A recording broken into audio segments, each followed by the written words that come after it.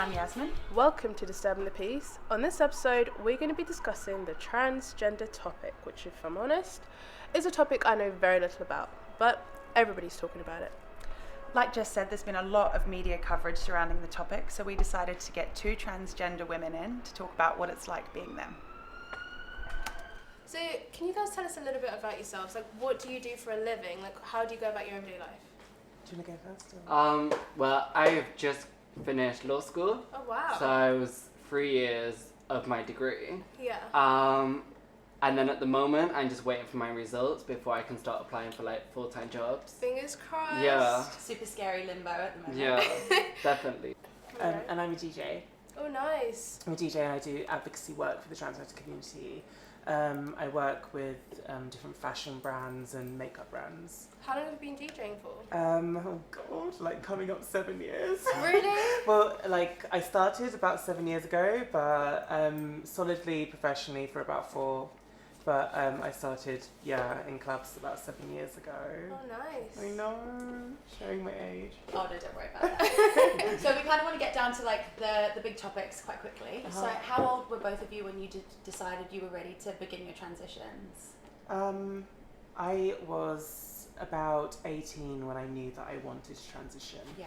I've always known on a level that I was trans, but I didn't really know about I didn't even know it was possible. Like I didn't know that you could even transition.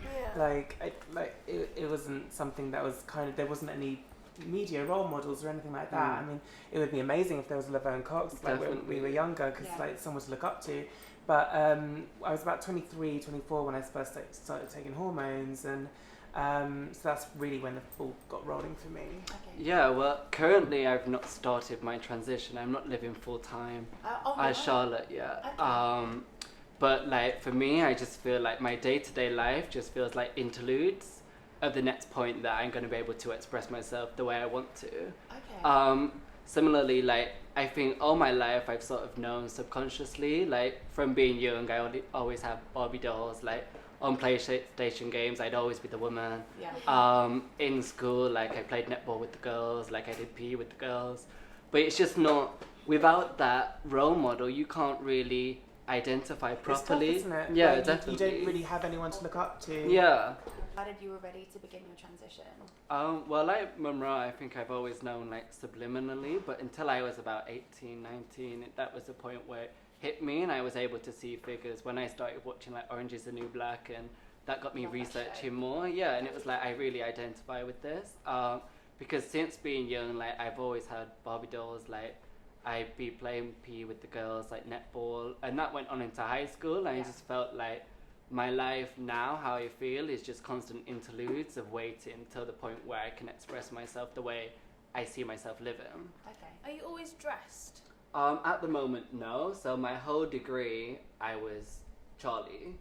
Oh, wow. And then this has definitely been like evenings and weekends. It's just been something I've got home and I'm like, finally. So do you definitely feel more comfortable? Yeah, definitely. Like, 100%. dressed as a woman? Yeah, than being a man? definitely. I feel like this is who I am. Munroe, can you talk us through your stage of transitioning?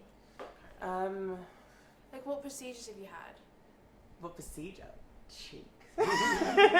I've had like little bits and bobs, but I haven't had like any surgery at all. I've been very lucky to kind of grow the tatas. Oh really? Yes. Nice. I know. A little Just B on the cup, hormones. A little B cup. Is that possible? Yeah. Yes, And the hips that's what as we well. do. That's- Stop yeah. it! I am seriously like I know nothing. Some people grow like a big bust, some people don't.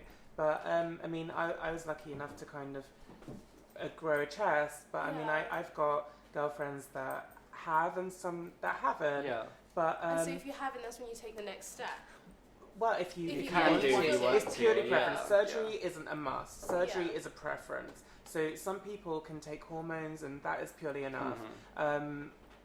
You don't need to have plastic surgery to have a successful transition. Definitely. A successful transition is being happy with yourself and living how you want to live. Yeah. So you shouldn't feel like looking like a woman is a successful transition. It's not as being happy with who you are. Well, that's another question I kind of wanted to ask. What does transitioning mean to both of you? For me, transitioning is just reaching that point where you're happy with yourself. Yeah. You've just got to get to that stage where your physical self reflects how your mind is picturing it.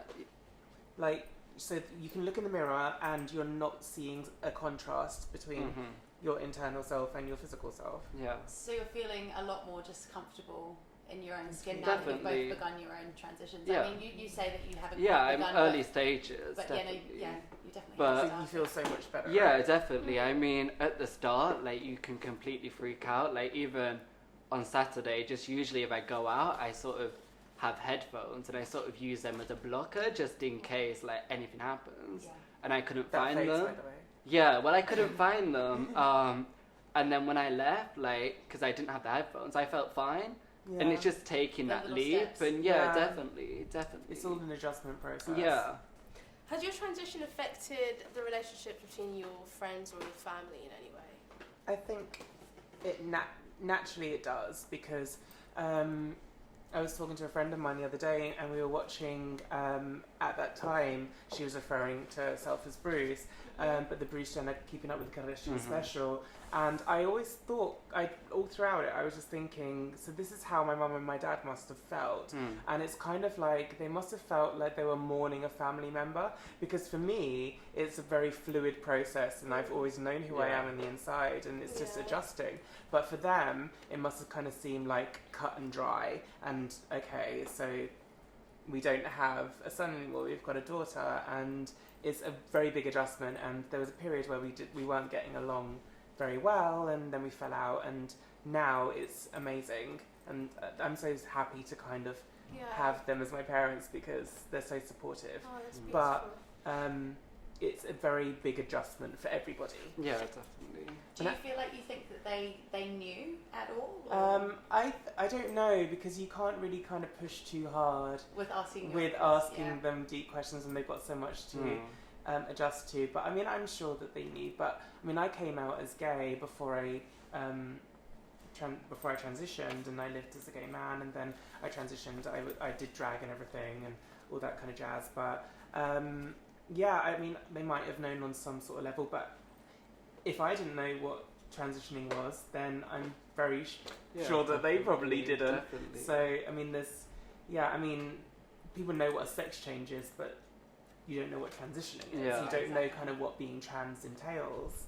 So That particular episode of the Keeping Up with Kardashian, the Bruce Jenner special, I that taught me cried a lot. throughout I all cried of it. myself. That taught me a Sobbed. hell of a lot. I did not realise you're literally losing a complete person. I Like, really you've felt for changed. Kris Jenner as well. So Yeah. did I, So that- actually. Yeah. That really kind of brought home how hard it is for everybody. Yeah, And you really, and like how much you must mean to somebody. absolutely. And then you're suddenly telling them this huge kind of secret. They see it as a secret, but it's just your truth. Yeah, Yeah. definitely. So it's difficult. How about you, Charlotte? How's transitioning? Well, yeah, How's at it the changed moment, your family? well, with my family, no one knows yet. Like, I'm literally just about to tell Your them in the coming out coming. Oh story. my Yeah. gosh! So is this your way of coming out? Sort this of, right I now? could- yeah. That's incredible. Um, I know. I'm so taken aback by Let's have a taste. that. Congratulations. Oh my god! Congrats. Because at the moment, I have one friend who I've told, You and brought my god! Oh. You I gave know. me tears to my eyes. so I'm just trying to, yeah, I don't know what to say. I like- had no idea. I thought you were like seasoned. Like, people usually think because on my pictures on Facebook and stuff, like I take the Yeah. tube, like I'll go on the bus.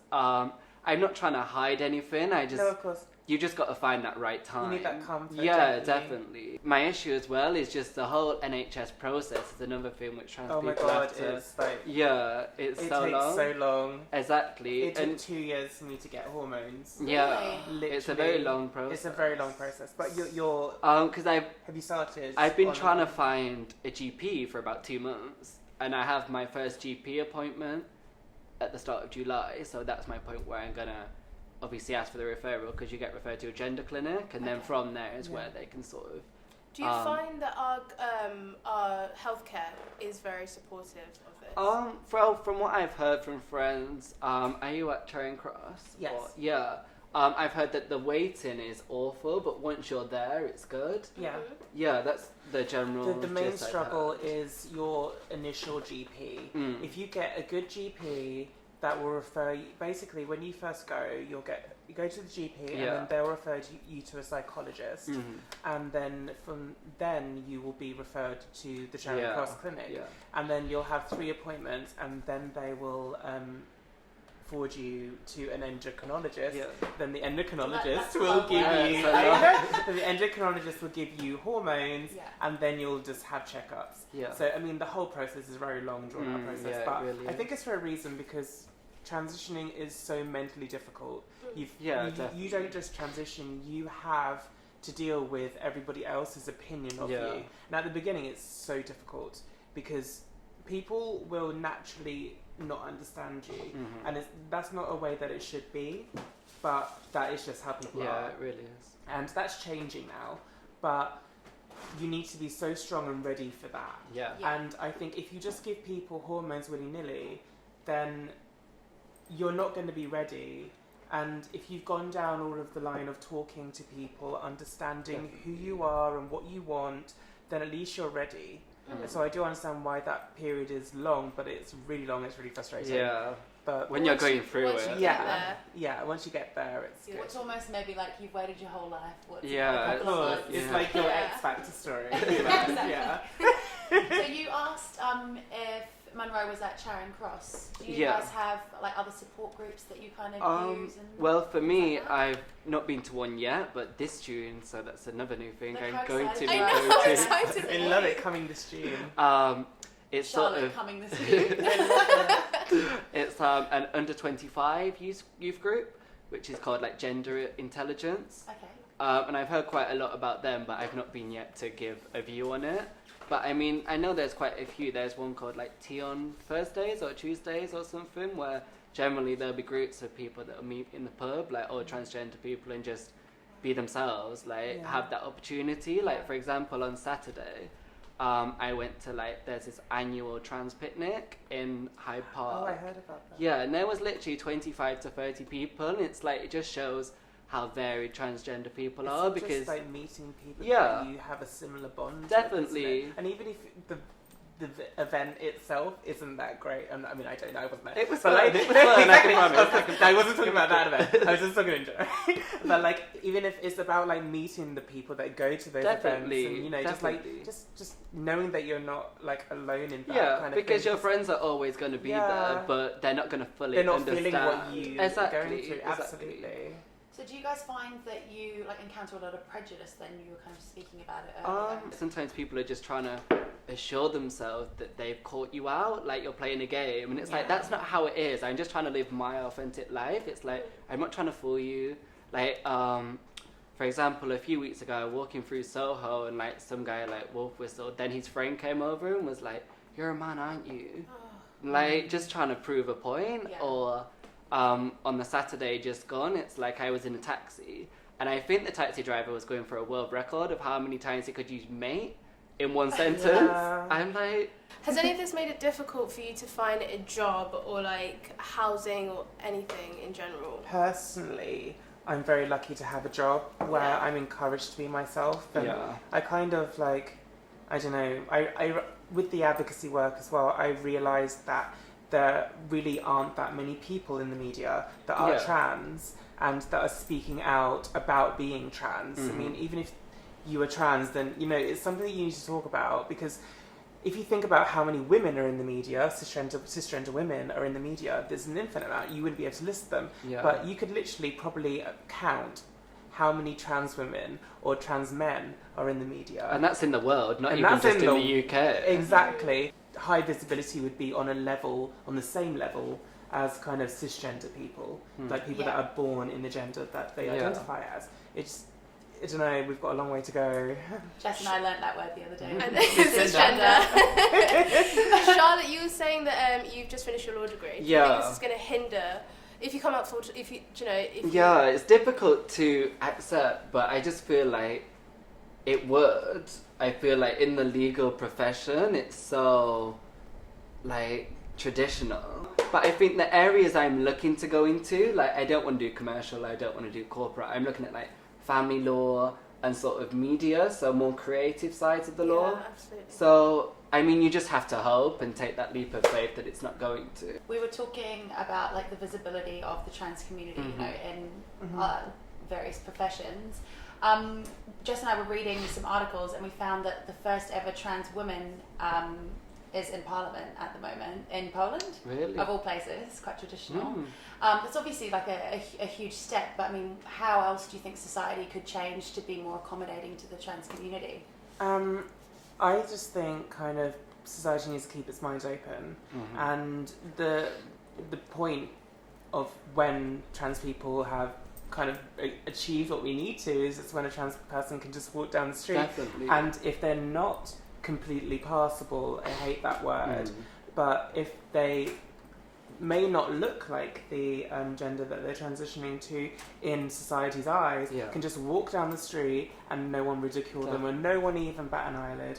And that's what people deserve, really. It's not about kind of pleasing other people, it's about just not blending in society, but just living. You know, you don't need to blend in, you can just... I just find it really shocking that adults, human adults, don't understand that there's not one correct way to look. Yeah. Like, you can just be anyone. Yeah, definitely. Like, you don't need to look a certain way to be living a correct life. Definitely. It's just really shocking that people haven't wrapped their head around that. Even the other day, I had someone in the club and he came over and was like, "Oh, you're so beautiful, but your arms are too big. Like, don't lift weights." I'm like, that's how you think I should look, but I'll look how I want to. It's a bit of a waiting game. I mean, we had it with racism, and now black people are accepted in the community. We had it with gay people. Now, being gay, nobody really blinks an eye. It's only a matter of time. It is the new frontier. Yeah, Definitely. before. In terms of, people need to, like, kind of realise. But also, I mean, I don't know about you, but, I mean, in terms of the people within the gay community, I mean, a lot of the hostility that I get as a trans woman is from the gay community. Yeah.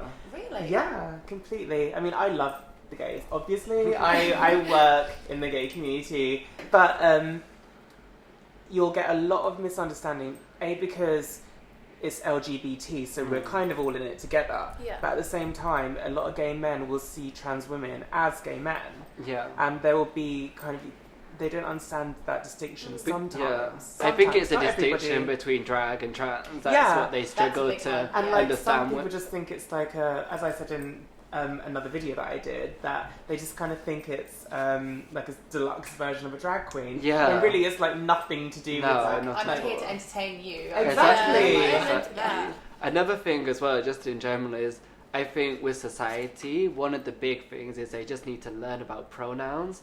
And when you introduce yourself as her or she, it's like, stick to that. It's like, that's what I've told you I am, so you don't need to tell me That's something now you're I actually personally had to learn. Like, I've been preaching this all week. Even with the people with Caitlyn, it's like, oh, Caitlyn looks so good. Oh, they'll say like he.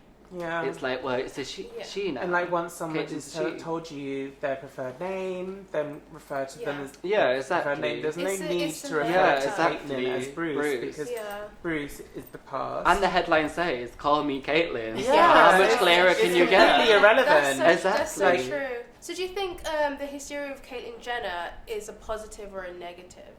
I think To the it's, transgender well, community. it's great for her. Yeah. And I'm really, really happy for her. It's great for trans visibility, but I do kind of feel at this point, not in general, but in this point, that's kind of that's all it is.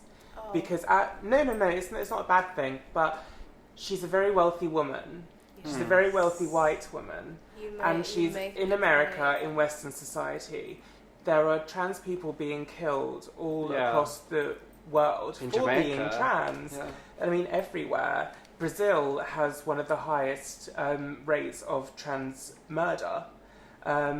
There's not any laws in Brazil that protect trans people. And in America, trans kids are killing themselves.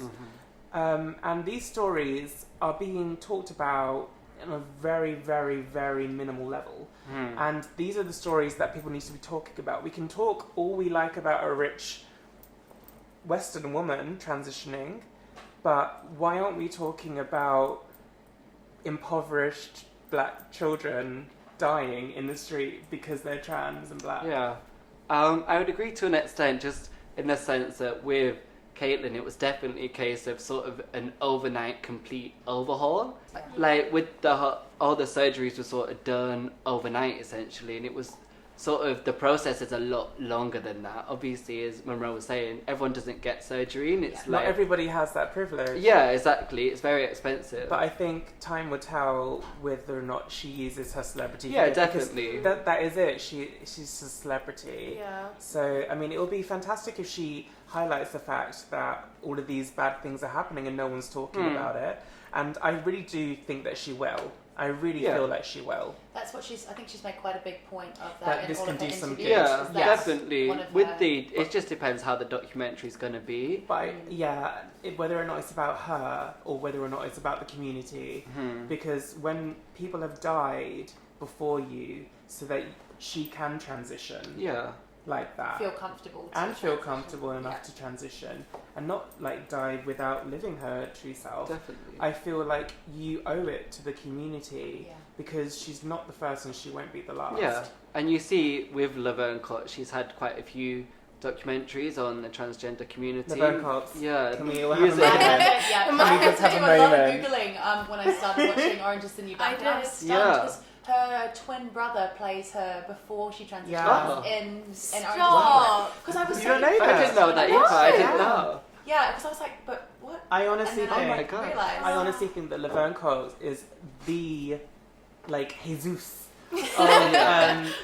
savior of kind of trans people in terms of this generation. Definitely. Obviously not solving every single problem, but in terms of highlighting the problems that we have, especially to see like a trans woman of color. I mean, if Laverne Cox had existed, like the media Laverne Cox had existed when I was a kid, I mean, looking up to her, I mean, I can't think of a more positive role model. No, definitely. Like a trans woman of color, probably one of the most oppressed women in the world, having such a strong, educated and exciting voice in society. I mean, phenomenal. Does it kind of excite you, the idea that you both could be that role model for younger trans kids? How about you? It's nice to know that people could be impacted positively by your story, and definitely I think spreading your story as far as possible can have an impact on so many different people that you don't realise. And just offering that network, like someone at home might not have family to speak to or friends, at least they can look to you and your story and see that it's possible to get to that level of confidence and being happy with yourself. I mean, that's kind of why I kind of do this kind of thing. Are you both happy then? That's one of our big questions. Yeah, definitely. I feel like I'm not at the point yet where I want to be, but I'm happy on my journey. Yeah, and I've got a clear direction of where I want to be. I'd say so. Yeah. I mean, I haven't always been.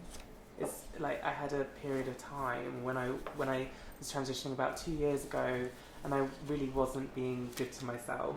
I was, just like not hanging around with people that I should have. I wasn't treating myself how I should. Yeah. And it's just nice to kind of be in a position where I've got a good family life, I've got good friends, I treat myself well, I'm not hard on myself. I was so hard on myself. I was like, going down to the supermarket, I must look perfect. I was like, going down to the supermarket, you need to do your hair to go down to the supermarket to get a top knot. But like, I don't know, you ease up on yourself, and as you get to know yourself, you just start to love yourself a little bit more. What advice would you give to anyone that's starting a transition now? Always believe in yourself. Like, don't be too disheartened at the beginning when people are saying how they feel about you. Like, retain how you feel, and always keep your goals in sight. Don't think about everything else. Think linearly. And it's really important to just not let other people distract you too much. I don't know. For me personally, I was so caught up in how do I look, how do I like kind of, how do these people feel about me? When I walk into a room, are these people looking at me? And it's not about that, it's about you living who you are. And I just don't lose sight of that, basically. For me, I just say every day is not going to be easy. It's going to take you a long time to realize where you are in your life and where you want to be. But that journey is going to make you a stronger person. I mean, it took me ages to really realize and everything sink in. Like, I tried so many different places to fit in. I'd done the whole gym thing. Like, I played for like a gay rugby team, and then for me, we had a Christmas party. And I remember we was all dancing and stuff, and I just ended up with a group of girls, and like, this is where I know I should be. And you just really just take that time to develop and try new things. It's not always gonna look great, but it's a journey. Yeah, definitely.